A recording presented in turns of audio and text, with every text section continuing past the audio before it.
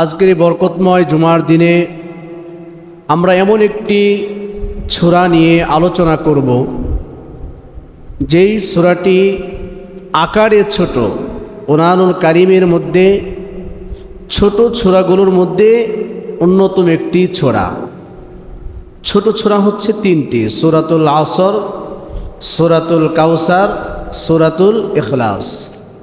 তো এমন একটি সূরা নিয়ে আলোচনা করব যেই সূরাটি আকারে ছোট কিন্তু অর্থের দিক দিয়ে অত্যন্ত গুরুত্বপূর্ণ, গভীর এবং মানুষের জীবন পরিবর্তন করার জন্য এই একটি সূরাই যথেষ্ট। সুবহানাল্লাহ। সেই সূরাটির নাম হলো সূরাতুল আসর। এই সূরাটি তিনটি আয়াতে মধ্যে রয়েছে। আয়াতের মধ্যে কোরআনুল কারীমের এই ছোট সূরার আয়াত কয়টি? তিনটি।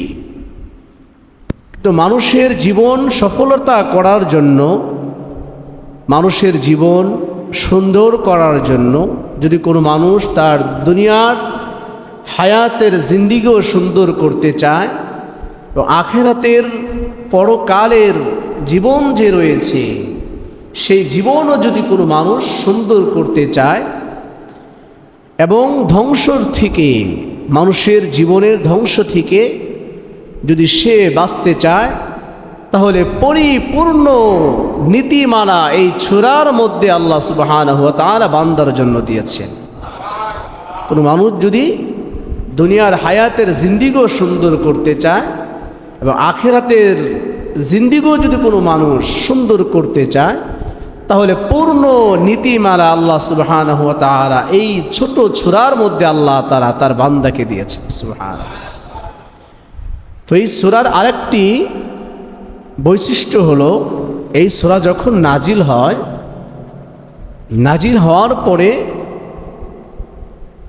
আল্লাহর নবী করিম সাল্লাল্লাহু আলাইহি ওয়াসাল্লামের সাহাবীদের বড় একটি আমল ছিল, তারা যখন একজন আরেকজনের সাথে যখনই দেখা হতো, তারা আরেকজনকে সূরাতুল আসর সূরাটি শুনিয়ে দিতেন। সুবহানাল্লাহ।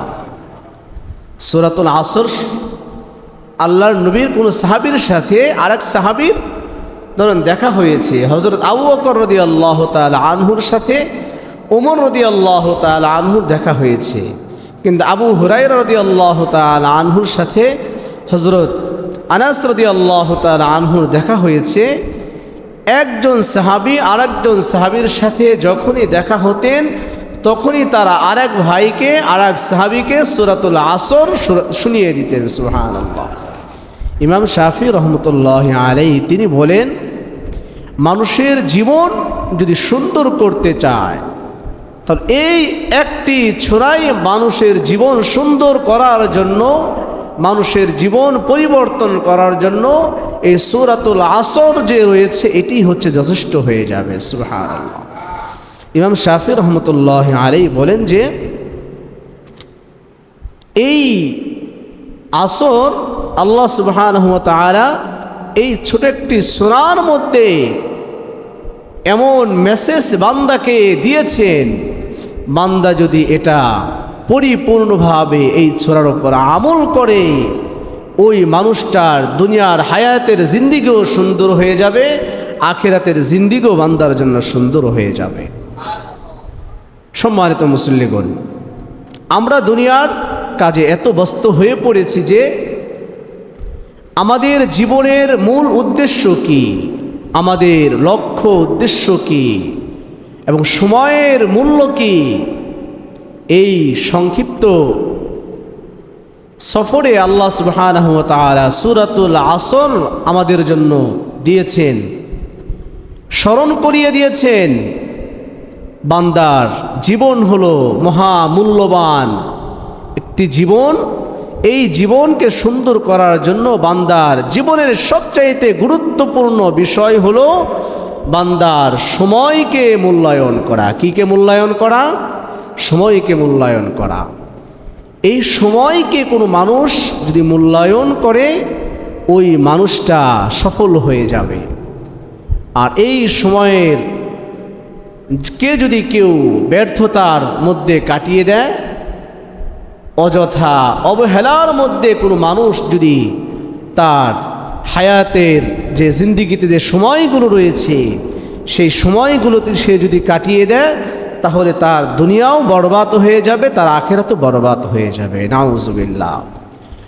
তো আজকে সূরাতুল আসর এর আলোচনায় আমরা জানব আল্লাহ সুবহানাহু ওয়া তাআলা কেন আল্লাহ তাআলা সুবহানাহু ওয়া তাআলা এই সূরাতুল আসরের মধ্যে সময়ের কসম কিসের জন্য আল্লাহ তাআলা খেয়েছেন। আল্লাহ তাআলা এই সূরার মধ্যে কসম খেয়ে বলেন, সময়ের কসম খাচ্ছি আমি, কালের কসম খেয়ে আমি তোমাদেরকে বলছি। তার আমরা জানবো আল্লাহ সুবহানাহু ওয়া তাআলা এই সূরার মধ্যে সময়ের কসম কিসের জন্য খেয়েছে, কেন মানুষ ক্ষতিগ্রস্ত। 2 নম্বর জানবো আমরা কেন মানুষ ক্ষতিগ্রস্তের মধ্যে রয়েছে। এখন আসেন কিভাবে আমরা আমাদের হায়াতের জিন্দিগিতে এই ক্ষতি থেকে কিভাবে আমরা বাঁচতে পারি সেটাও আমাদেরকে জানতে হবে। তাহলে এই সূরার মধ্যে 3টি কারণ। একটি কারণ হলো কেন আল্লাহ সুবহানাহু ওয়া তাআলা এই সূরার মধ্যে কসম কিসের জন্য খেয়েছেন। 2 নম্বর মানুষ ক্ষতির মধ্যে রয়েছে কেন। 3 নম্বর এই ক্ষতি থেকে আমরা কিভাবে বাঁচতে পারি, কিভাবে রেহাই পেতে পারি সে বিষয়ে আপনাদের সামনে আলোচনা করব। আমা তৌফিক ইল্লা বিল্লাহ। তো আল্লাহ সুবহানাহু ওয়া তাআলা সূরাতুল আসর ছোট একটি সূরা, প্রথম অংশেই আল্লাহ সুবহানাহু ওয়া তাআলা বলেন ওয়াল আসর। ওয়াওটা হলো কসমের জন্য ব্যবহার হয়। আমরা যদি কেউ বলি আল্লাহি তাল্লাহি, আল্লাহর কসম, সেই জিনিসটা গুরুত্ব দেওয়া হয়। আল্লাহর কসম করে আমি বলছি আমি এই কাজটা করিনি, আমি এই কাজ, আমার যে তুহমত দিচ্ছেন আমি এই কাজটা করেছি, আল্লাহর কসম খেয়ে আমি বলছি আমি এই কাজটা করিনি। শুধুমাত্র কসম যদি খেতে হয়, আল্লাহর নামের কসম খেয়ে বান্দা কোনো কসম কাটতে পারবে। এর বাহিরে যদি কারো নামে, কোনো ব্যক্তির নামে, কোন নবীদের নামে কেউ যদি কসম খায় তাহলে সেটা জায়েজ হবে না। তাহলে ধরেন আপনার নামে কেউ অপবাদ দিয়েছে, সেক্ষেত্রে আপনি আসলে সেটা আপনি করেন নাই। তাহলে এই আয়াত থেকে আমরা বুঝতে পারবো শুধুমাত্র কসম কার নামে হবে, আল্লাহর নামে কসম আমরা খেতে পারবো। এর বাহিরে কোনো পয়গম্বর, কোনো নবী রাসূল, কোনো মানুষের নামে কসম খাওয়া শরীয়তে জায়েজ নেই। তাহলে কসম দিয়ে যখন আমরা একটি কথা বলি, সে কথার উদ্দেশ্য হলো গুরুত্ব দেওয়া, সে কাজটাকে কি দেওয়া, গুরুত্ব দেওয়া। সেই কাজটাকে গুরুত্ব বোঝানোর জন্য আমরা কসম খাই। আল্লাহ সুবহানাহু ওয়া তাআলাও তিনি বান্দাকে সুন্দর করে কসম খেয়ে গুরুত্ব দিয়ে বান্দাকে খুব সুন্দরভাবে আল্লাহ তাআলা এমন সুন্দর মেসেজ দিচ্ছে। আল্লাহ তাআলা কি বলেন দেখেন, আল্লাহ সুবহানাহু ওয়া তাআলা বলেন, ও বান্দা আমি কসম খেয়ে তোমাদেরকে বলছি, ওয়াল আসর, সময়ের কসম, কালের কসম। সময় হলো এমন একটি জিনিস, সেটা হলো বান্দার বরফের মতো। বান্দার হায়াতের জিন্দিগিও যে আছে সেটাও হলো একটি বরফের মতো। একটি বরফ যখন আমরা ফ্রিজ থেকে বাবা বের করে রাখি, বের করে রাখার পরে সেই বরফটি আস্তে আস্তে আস্তে আস্তে সেটা হচ্ছে নিমিষে শেষ হয়ে যায়। দেখবেন একজন ব্যবসা, যে ব্যক্তি বরফের ব্যবসা করে, ঝড় তুফান যা কিছু হোক না কেন, কিন্তু বরফওয়ালা কোনোদিন তার ব্যবসাকে নিয়ে বসে থাকে না। তার এই বরফগুলো বিক্রি করার জন্য সে পাগল হয়ে যায়। ইমাম শাফি রহমতুল্লাহি আলাইহি তিনি বলেন, বান্দার এই জিন্দিগির, হায়াতের জিন্দিগি, বান্দাকে আল্লাহ তাআলা যে 70 বছর জিন্দিগির হায়াত যে আল্লাহ তাআলা বান্দাকে দান করেছেন, সেই জীবনটাও হলো একটি বরফের মতো। বান্দা যেই দিন দুনিয়াতে এসেছিল সেই দিন তার হায়াতটা সবচেয়ে বড় হায়াত ছিল, লম্বা হায়াত ছিল। বান্দার জীবন থেকে একদিন চলে যাচ্ছে তো বান্দার হায়াতের জিন্দিগি থেকে একদিন মাইনাস হয়ে যাচ্ছে। বান্দার এক সপ্তাহ চলে যাচ্ছে তো বান্দার হায়াতের জিন্দিগি থেকে এক সপ্তাহ কমে যাচ্ছে। বান্দার জীবন থেকে এক মাস চলে যাচ্ছে তো বান্দার লাইফ থেকে এক মাস মাইনাস হয়ে যাচ্ছে। বান্দার জীবন থেকে এক বছর চলে যাচ্ছে তো বান্দার হায়াতের জিন্দিগি থেকে এক বছর মাইনাস হয়ে যাচ্ছে। মানে আস্তে আস্তে বান্দার জীবনটা বরফের মতো হয়ে যাচ্ছে। বরফ যেইভাবে গলতে থাকে বান্দার হায়াতের জিন্দিগিটাও সেইভাবে গলতেছে। এই জন্য আল্লাহ সুবহানাহু ওয়া তাআলা বলেন, ও আমার বান্দা, আমি সময়ের কসম খেয়ে বলছি, ওয়াল আসর, সময়ের কসম, কালের কসম। সময় হলো এমন একটি মূল্যবান জিনিস, পৃথিবীর কোনো মানুষের জন্য কখনোই সময় দেরি করবে না, সময় অপেক্ষা করবে না। সময় সময়ের গতিতে চলতে থাকবে। তারপরে আল্লাহ তাআলা বলেন, ইন্নাল ইনসানা লাফি খুসর, নিশ্চয় মানুষ ক্ষতির মধ্যে রয়েছে। পৃথিবীতে যত মানুষ আছে সমস্ত মানুষই ক্ষতির মধ্যে রয়েছে। বলেন কিসের মধ্যে রয়েছে? সমস্ত মানুষগুলোই রয়েছে একমাত্র ক্ষতির মধ্যে। আল্লাহ তাআলা তার বলেন, ইল্লাল্লাযীনা, তবে তারা ন। আল্লাহ তাআলা কি বলেন? তবে তারা ন, ওই সমস্ত ব্যক্তিরা ক্ষতির মধ্যে ন। তারপরে আল্লাহ তাআলা বলেন, আমানু,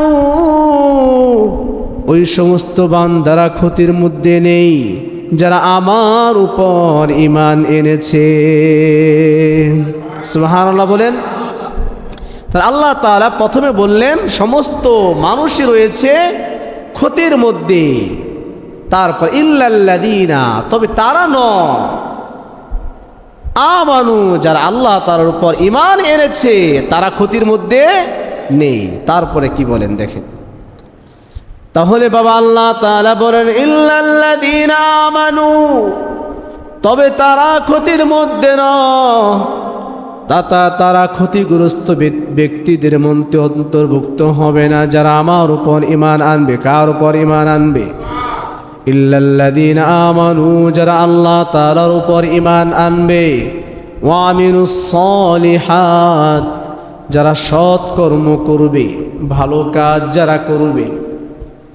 ওয়া তাওয়াসাউ বিল হক, যারা সত্যের উপদেশ মানুষকে দাওয়াত দিবে। যারা মানুষকে সত্যের দাওয়াত দিবে। কিসের দাওয়াত দিবে? যারা মানুষকে সত্য কথা বলার দাওয়াত দিবে। তারপর আল্লাহ তাআলা বলেন, ওয়া তাওয়াসাউ বিস সবর, যারা ধৈর্যের উপদেশ মানুষকে দিবে, নিজেরাও ধৈর্য ধারণ করবে, মানুষকেও বিপদে ধৈর্য ধারণ কথা যারা মানুষকে বলবে। এই চার গুণ যেই মানুষের মধ্যে থাকবে সেই মানুষটা হলো সবচেয়ে সফল কাম মানুষ। তাহলে বাবা যেই ব্যক্তির মধ্যে চারটি গুণ থাকবে, আল্লাহ তাআলা বলেন যেই মানুষের মধ্যে চারটি গুণ থাকবে, আল্লাহ তাআলা বলেন সেই মানুষটা হলো সফল কাম। এক নম্বর গুণ কি? যার মধ্যে ঈমান থাকবে। দুই নম্বর, ওয়া আমিলুস সলিহাত, যে ব্যক্তি সৎ কাজ করবে, ভালো কাজ করবে। ওয়া তাওয়াসাউ বিল হক, যে ব্যক্তি সত্যের দাওয়াত মানুষকে দিবে, যে ব্যক্তি দ্বীনের কাজের দিকে মানুষকে আহ্বান করবে, সে নিজেও ভালো কাজ করবে, মানুষকে ভালো কাজ করার জন্য আহ্বান করবে। তারপরে আল্লাহ তাআলা বলেন, ওয়া তাওয়াসাউ বিস সবর, আর যেই সমস্ত বান্দা আমার বিপদ আপদে ধৈর্য ধারণ করবে, এই সমস্ত বান্দারা হলো সফল কাম।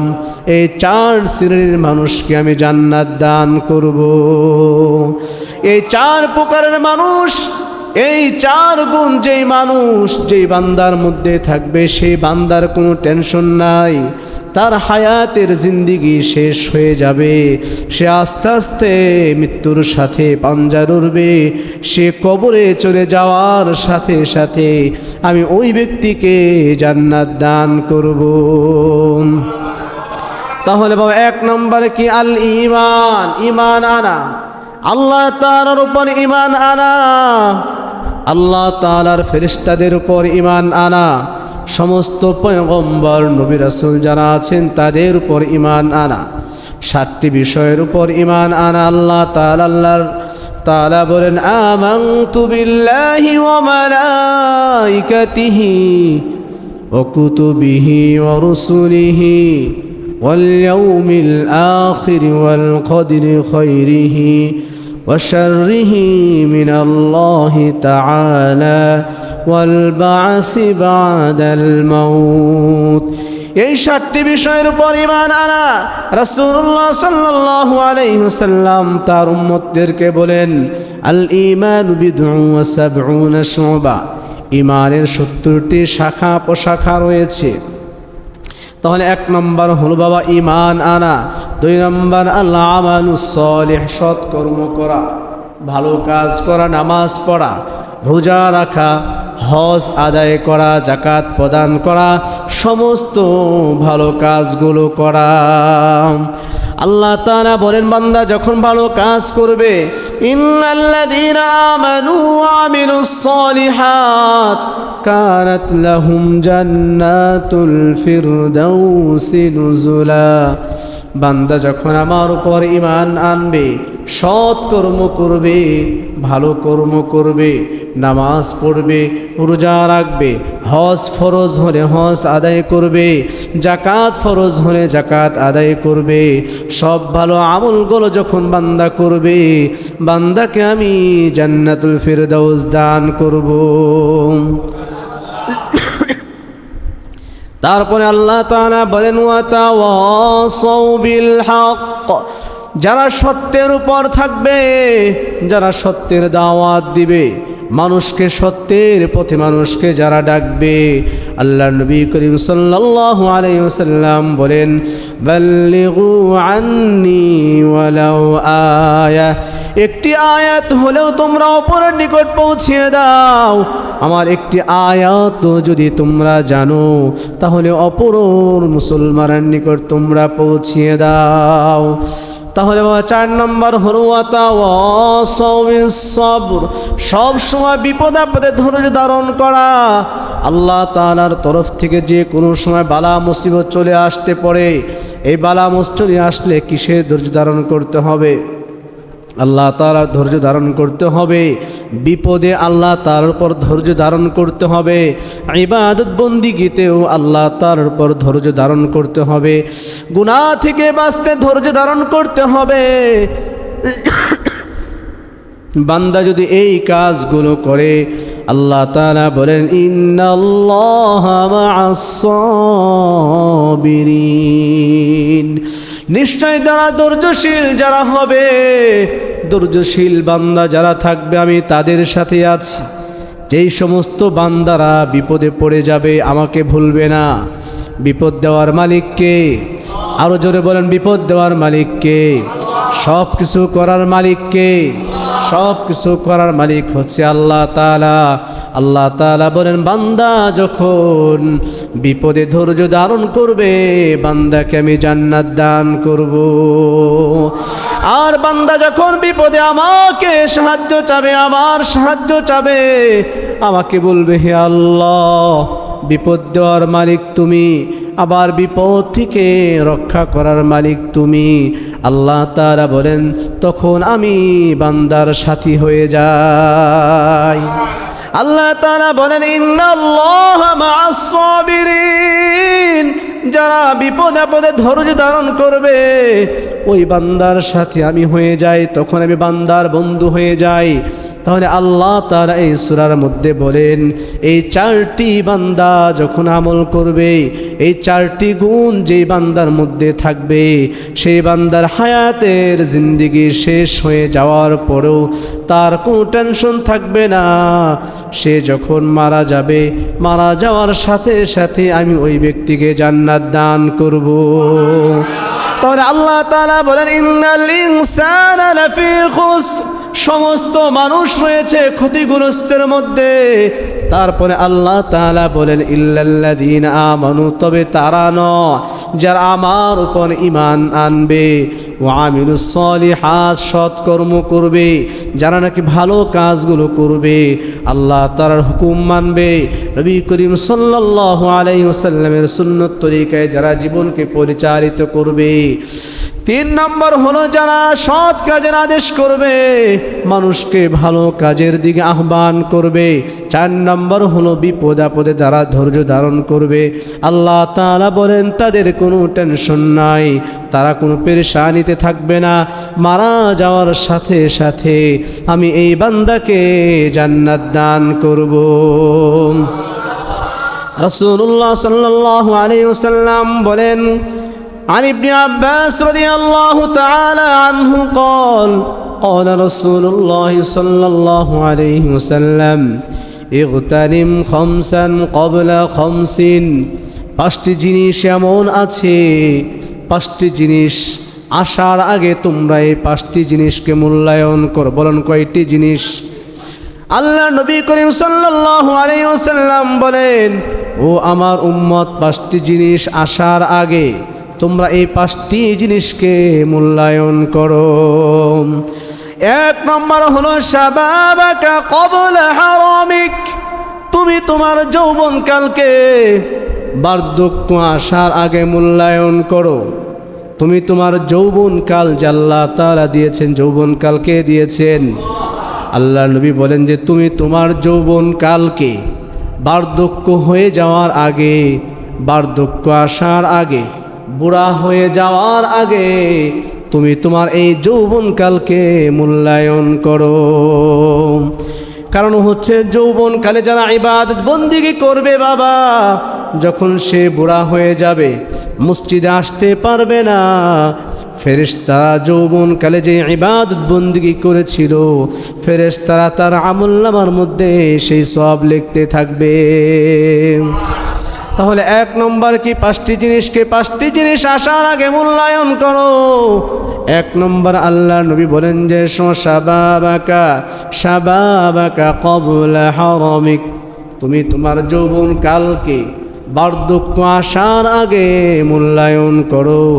2 নম্বর হলো ওয়াসিহাতাকা ক্বাবলা সাকামিক, তোমার সুস্থতাকে অসুস্থ হওয়ার আগে মূল্যায়ন করো। 2 নম্বর নিয়ামত কি? অসুস্থ, তোমার অসুস্থতাকে, সুস্থতাকে অসুস্থ হয়ে যাওয়ার আগে মূল্যায়ন করো। 3 নম্বর হলো আগিনাকা ক্বাবলা ফাকরিক, তোমার সম্পদকে দারিদ্রতা আসার আগে মূল্যায়ন করো। সম্পদ দেওয়ার মালিককে, যে কোনো সময় তোমার দারিদ্রতা আসতে পারে, এই দারিদ্রতা আসার আগে তুমি তোমার সম্পদের মূল্যায়ন করো।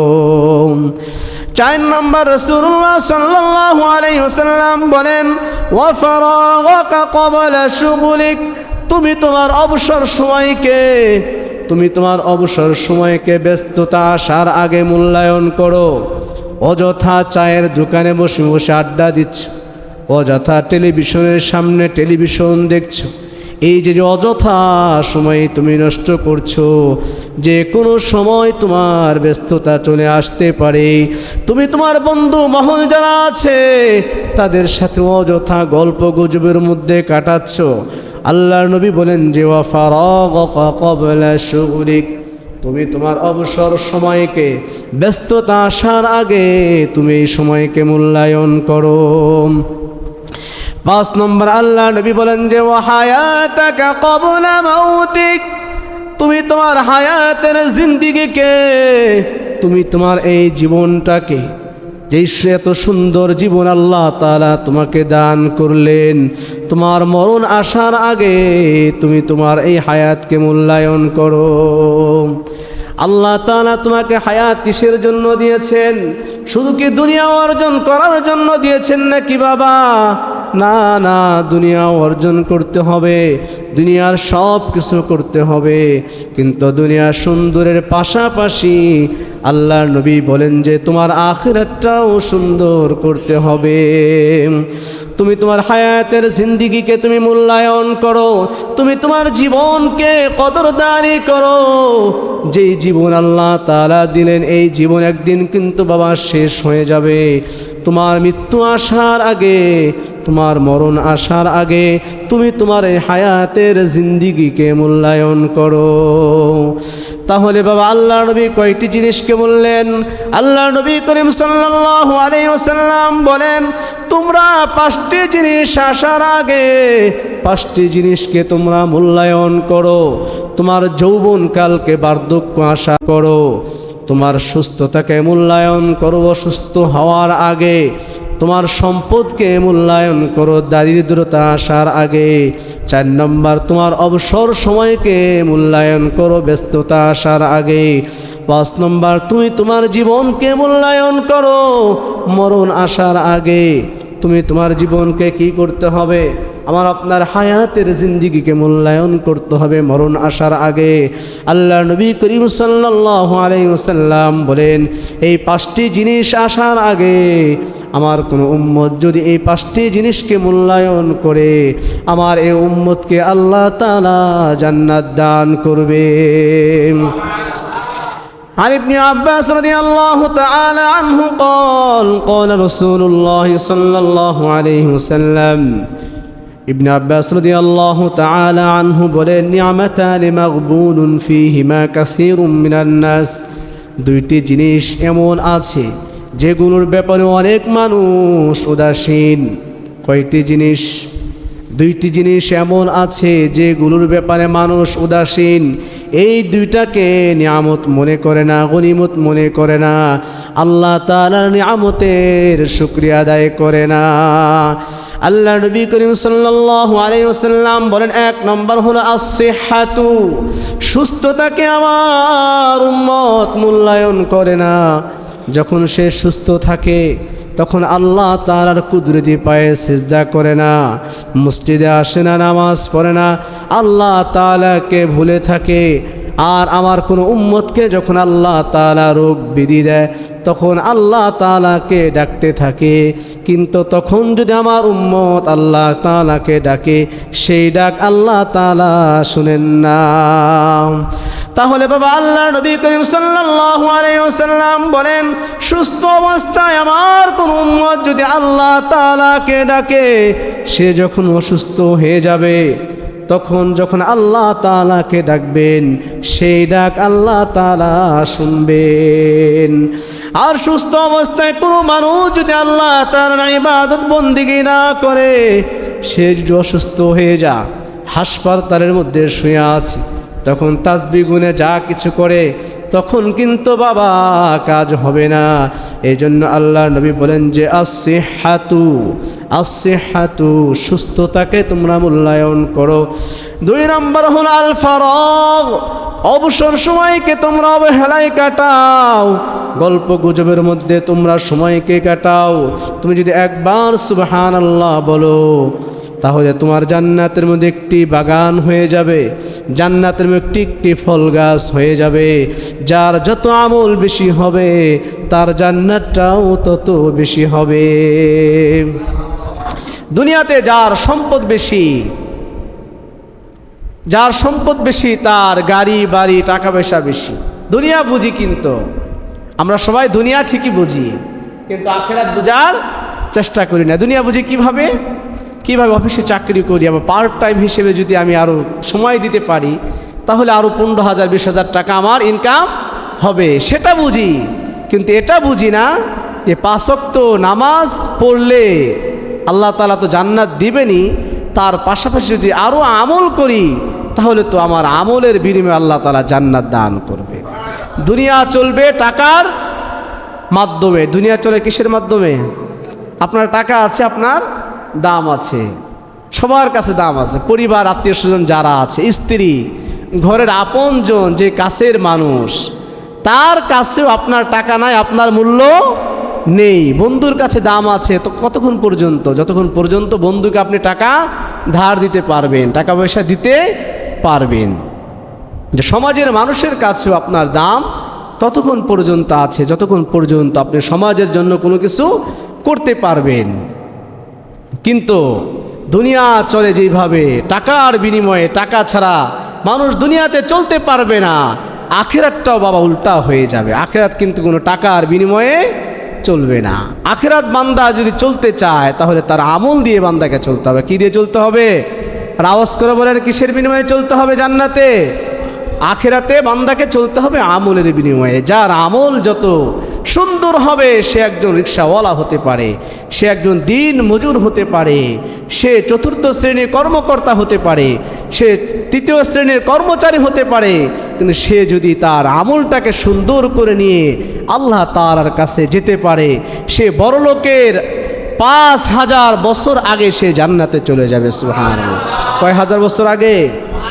এজন্য গরিব যারা আফসোস করবেন, হ্যাঁ, আফসোস করার কোনো কারণ নেই। কারণ আপনি গরিব থেকে যদি ইবাদত বন্দিগি করে আল্লাহ তাআলাকে রাজি সন্তুষ্টি করে যদি আপনি কবরে যেতে পারেন, আপনি ধনী যারা, যাদেরকে আল্লাহ তাআলা টাকা পয়সা বেশি দিয়েছেন, তার আগে কাল কিয়ামতের দিন ৫,০০০ বছর আগে আপনি জান্নাতে যেতে পারবেন। সুবহানাল্লাহ।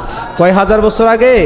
৫,০০০ বছর আগে। এই জন্য যাদেরকে আল্লাহ তাআলা ধন সম্পদ ওরকম দেননি, মধ্যম রেখেছেন, আল্লাহ নবী সবসময় মধ্যম পন্থা অবলম্বন করতে চাইতেন। আল্লাহ নবীকে আল্লাহ তাআলা অফার দিয়েছিলেন, হে নবী, আমি আপনাকে এই পাহাড়কে যদি বলেন, এই পাহাড়কে আমি স্বর্ণ দিয়ে আপনার জন্য দিব, স্বর্ণ দ্বারা রূপান্তরিত করে দিব, এখান থেকে আপনি খরচ করে আস্তে আস্তে চলবেন। আল্লাহ নবী তো তখন বলেছেন, হে আল্লাহ, আমি পাহাড়কে আপনি স্বর্ণ বানিয়ে দিন, স্বর্ণে রূপান্তরিত করে দেন, আমি সেটা চাই না, আমি মধ্যম পন্থা অবলম্বন করতে চাই। এই জন্য যারা মধ্যম, যারা দরিদ্র, তারা কয় হাজার বছর আগে জান্নাতে যাবে?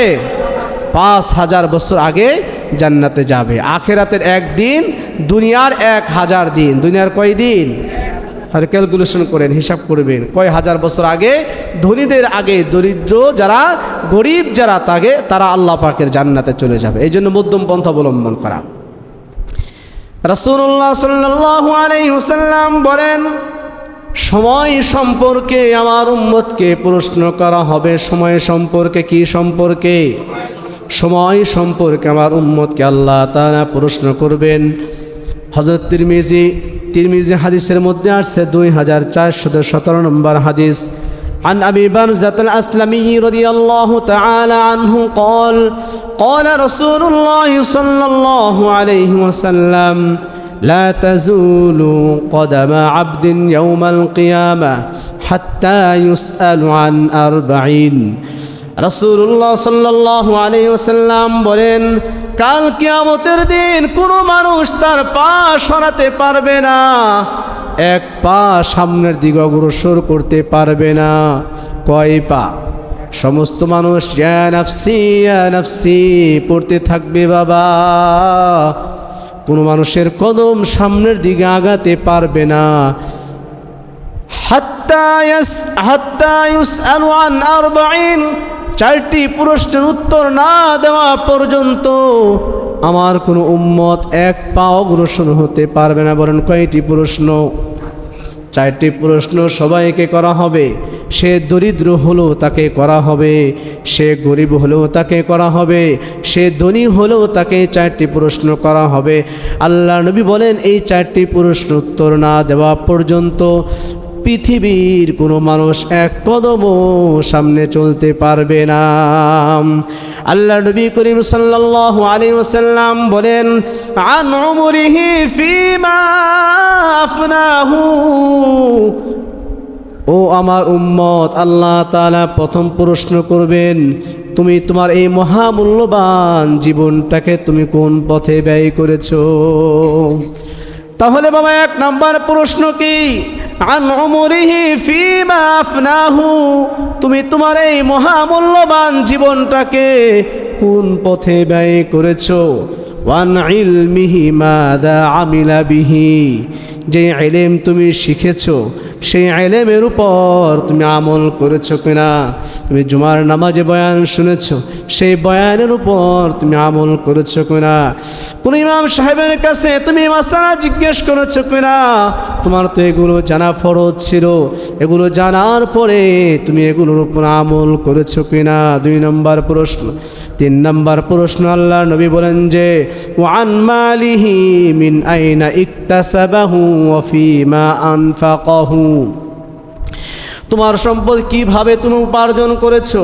তুমি এত সম্পদের যে মালিক হয়েছো, এই সম্পদ কিভাবে তুমি উপার্জন করেছো? তুমি কি হালালভাবে তুমি তোমার সম্পদ উপার্জন করেছো কিনা? এবং তোমার এই সম্পদ তুমি কোন পথে ব্যয় করেছো? 3 নম্বর প্রশ্ন। 4 নম্বর প্রশ্ন হলো ওয়ান জিসমিহি ফীমা আবলাহু, তোমাকে আল্লাহ তাআলা এত সুন্দর একটি শরীর দান করেছেন, এই শরীরকে কোন রাস্তায় তুমি ক্ষয় করেছো? কোন পথে তুমি ব্যয় করেছো? তোমাকে হাত দিয়েছেন আল্লাহ তাআলা, তোমাকে পা দিয়েছেন আল্লাহ তাআলা, তোমাকে জবান দিয়েছেন আল্লাহ তাআলা, মাথা থেকে পা পর্যন্ত এত সুন্দর করে আল্লাহ তাআলা তোমাকে বানিয়েছেন। তোমার এই পুরা শরীর তুমি কোন পথে ক্ষয় করেছো? তাহলে বাবা, কাল কিয়ামতের দিন কয়টি প্রশ্ন করা হবে? 4টি প্রশ্ন প্রত্যেকটি মানুষকে করা হবে। সে দরিদ্র হতে পারে, সে গরিব হতে পারে, সে বড় লোক হতে পারে, সবাইকে 4টি প্রশ্ন করা হবে। এই 4টি প্রশ্ন উত্তর না দেওয়া পর্যন্ত কিয়ামতের দিন কোনো মানুষ সামনের দিকে তার পা চলতে পারবে না, সামনের দিকে আর যেতে পারবে না। এই 4টি প্রশ্ন উত্তর দেওয়ার পরে বান্দা সামনের দিকে চলতে পারবে। তাহলে 1 নম্বর প্রশ্ন হলো তুমি তোমার জীবনকে কোন পথে ব্যয় করেছো? 2 নম্বর প্রশ্ন, তোমার যে ইলম তুমি শিখেছো সেই ইলম অনুযায়ী তুমি আমল করেছো কিনা? 3 নম্বর প্রশ্ন হলো বাবা, তুমি যে সম্পদ উপার্জন করেছো সেই সম্পদগুলো তুমি কোন রাস্তায় খরচ করেছো?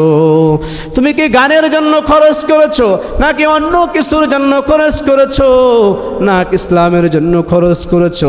তুমি যদি খারাপ কাজের জন্য খরচ করে থাকো তাহলে আল্লাহ তাআলার কাছে আমরা ধরা খেয়ে যাব। 3 নম্বর প্রশ্ন, তোমাকে আমি এত সম্পদ দিয়েছিলাম, এই সম্পদ কিভাবে তুমি উপার্জন করেছো এবং কোন পথে তুমি তোমার এই সম্পদকে খরচ করেছো? 4 নম্বর হলো তোমার শরীরকে, তোমাকে এত সুন্দর করে আমি বানিয়েছি, এই সুন্দর শরীরটা তুমি কোন পথে ব্যয় করেছো? তুমি কি এই শরীর দিয়ে, পা দিয়ে আমার কুদরতি পায়ে সেজদা করেছো কিনা? আমার পবিত্র ঘরে মসজিদে তুমি এসেছো কিনা? যদি বাবা আমরা মসজিদ না এসে থাকি তাহলে কিন্তু কাল কিয়ামতের দিন আল্লাহ তাআলার কাছে ধরা খেয়ে যাব। বান্দা তখন বলবে, হ্যাঁ আল্লাহ, আমার বন্ধু মসজিদে গিয়েছিল, আমার বন্ধু সে তো আমার সাথে এক সমাজেই থাকতো, তার মুখে দাঁড়িয়ে ছিল, সে যখন মসজিদে আজান হয়ে যেত সে মসজিদে যাইত নামাজ পড়তে, কিন্তু আমি মসজিদে যাইতাম না, আমি 4 দোকানে বসে আড্ডা দিতাম, গল্প গুজবে ব্যস্ত থাকতাম। হে আল্লাহ, আমি আমার সময়কে অযথা নষ্ট করেছি।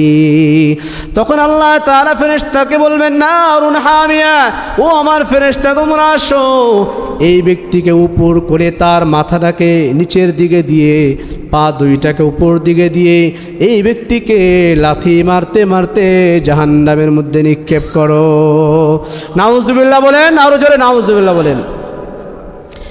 তাহলে বাবা, এই দুনিয়া কিন্তু কিছুই নয়, এই দুনিয়া থেকে আমাদের সবাইকে চলে যেতে হবে। এই জন্য মুমিন তো ওই ব্যক্তি সবচেয়ে সফল কাম, যে ব্যক্তি সবসময় মৃত্যুর প্রস্তুতি নিয়ে ঘোরাফেরা করে। তো আজকের আলোচনা থেকে আমরা বুঝতে পারলাম কয়েকটি মূল গুরুত্বপূর্ণ বিষয় হলো, 1 নম্বর হলো রাসূলুল্লাহ সাল্লাল্লাহু আলাইহি ওয়াসাল্লাম বলেন, 1 নম্বর হলো সময়কে কখনো নষ্ট করা যাবে না। 1 নম্বর কি? 1 নম্বর নসিহত হলো সময়কে কখনো নষ্ট করা যাবে না। 2 নম্বর, শুধু ঈমান থাকলে হবে না, আমলও থাকতে হবে। আপনি মুসলিম হিসেবে মুসলমানের ঘরে জন্মগ্রহণ করেছেন, কিন্তু আপনার আমল নাই, কোনো কাজ হবে না। 2 নম্বর, কি ঈমানও থাকতে হবে, আমলও থাকতে হবে। 3 নম্বর, সমাজে সত্য কথা বলতে হবে। 4 নম্বর, বিপদে আপনাকে ধৈর্য ধারণ করতে হবে।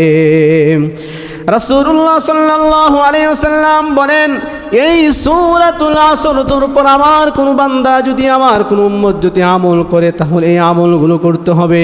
প্রতিদিন বান্দাকে জান্নাতে যেতে হলে আমলগুলো করতে হবে। 1 নম্বর আমল হলো প্রতিদিন কোরআনুল কারীম তেলাওয়াত করতে হবে। 2 নম্বর, 5 ওয়াক্ত নামাজ আমার উম্মতকে আদায় করতে হবে। 3 নম্বর, গীবত, শিকায়েত, হিংসা, বিদ্বেষ থেকে আমার উম্মতকে বেঁচে থাকতে হবে। মানুষকে ভালো কাজের দিকে দাওয়াত দিতে হবে, নিজেও ভালো কাজ করবে, তার পাড়া প্রতিবেশী যারা আছে তাদেরকেও ভালো কাজ করার জন্য আহ্বান করবে, কষ্টে ধৈর্য ধারণ করবে। বান্দা যদি এইভাবে তার জীবনটাকে সাজাতে পারে, মারা যাওয়ার সাথে সাথে আমার উম্মতকে আল্লাহ তাআলা জান্নাত দান করবে। তাই সূরাতুল আসর আমাদের শিখায়, সময় হলো এমন একটি জিনিস, সময়ই সবচাইতে মূল্যবান জিনিস। এই সময়ের আমরা কিভাবে কাজে লাগাবো? আমাদের ঈমান ঠিক করতে হবে, আমাদের আমল ঠিক করতে হবে, সত্য কথা বলতে হবে, হিংসা বিদ্বেষ এগুলো আমাদের সমাজ থেকে দূর করতে হবে, ধৈর্য ধারণ করতে হবে। বিপদ আপদে সবসময় কার উপর ধৈর্য ধারণ করতে হবে? আল্লাহ তাআলার উপর ধৈর্য ধারণ করতে হবে। আর যদি আমরা ঈমান ঠিক না রাখি, আমাদের আমল ঠিক না রাখি, সত্য কথা যদি না বলি, তাহলে আমরা ক্ষতিগ্রস্ত ব্যক্তিদের অন্তর্ভুক্ত হয়ে যাব। নাউজুবিল্লাহ বলেন, আরো জোরে বলেন নাউজুবিল্লাহ। আল্লাহ সুবহানাহু ওয়া তাআলা আমাদের সবাইকে সূরাতুল আসর থেকে শিক্ষা গ্রহণ করার তৌফিক দান করুন। সবাইকে আল্লাহ তাআলা আমাদের সময়কে মূল্যায়ন করার তৌফিক দান করুন। আর যেই 4টি গুণের কথা বলা হলো, 1 নম্বর গুণ হলো আল্লাহ তাআলার উপর ঈমান আনা, 2 নম্বর ভালো কাজ করা, 3 নম্বর সত্য কথা বলা, সত্যের উপর থাকা, 4 নম্বর বিপদ আপদে ধৈর্য ধারণ করা। আল্লাহ তাআলা বলেন যে এই 4টি গুণ যে বান্দার মধ্যে থাকবে, সেই বান্দাকে আমি জান্নাত দান করব। কি দান করব? জান্নাত দান করব। আল্লাহ তাআলা আমাদের সবাইকে এই 4টি গুণের উপর আমল করার তৌফিক দান করুন। আমিন। ওয়া আখিরু দাওয়ানা আলহামদুলিল্লাহি রাব্বিল আলামিন।